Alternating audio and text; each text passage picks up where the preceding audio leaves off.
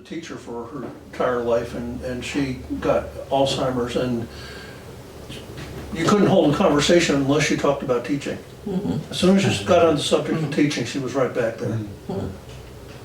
My mother she would remember the gospel hymns and stuff when they sung at the nursing home, and she remembered the words. Yeah. But, In a way, it's sort of a blessing, because no matter how far gone they are, you can still get back to the stuff that really matters, because that's still there. We took a rock and roll band in the nursing home my mother-in-law was in, and they loved it. They used to, people coming in and singing hymns and stuff. Boy, they put that drummer and bass in it and rock and roll sound. They were all on there doing this. They were back in that honky tonk back 40 years ago. I was playing with a jazz band down in a nursing home in Little Rock, and this was one of those places where it was basically apartments, and then they had they had a sort of medical center on the first floor and everything like that. But people basically had different stages of problems and stuff. Yeah. And some people were completely, they were just living in their apartment in the building.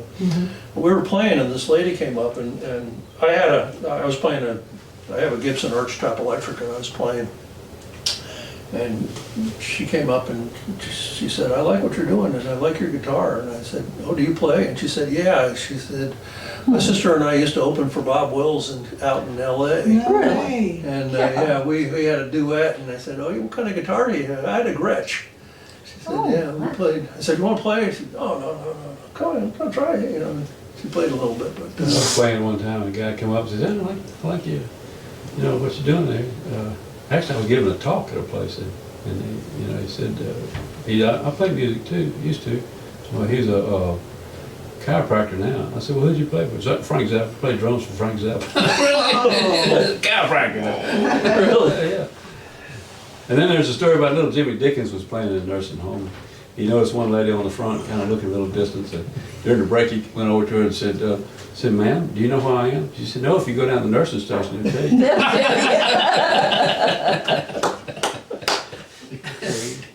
You ever watch Lawrence Welk? Yeah. That black guy that plays drums? Pay attention. That usually has a mustache, and most of the time he had a mustache, and kind of a thin guy, and he's sort of unobtrusive and not well known. That's Paul Humphrey.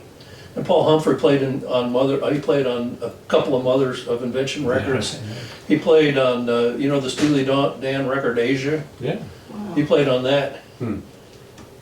Fantastic Great drummer. chops, yeah. But he was the last. If you watch Lawrence Welk, he's the black guy that's playing drums in the background.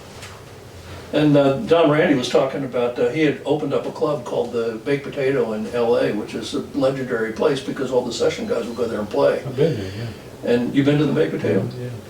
Well, he opened it up. It was his club. He ran it, and he was talking about, like, he got this Steinway Model B in there, and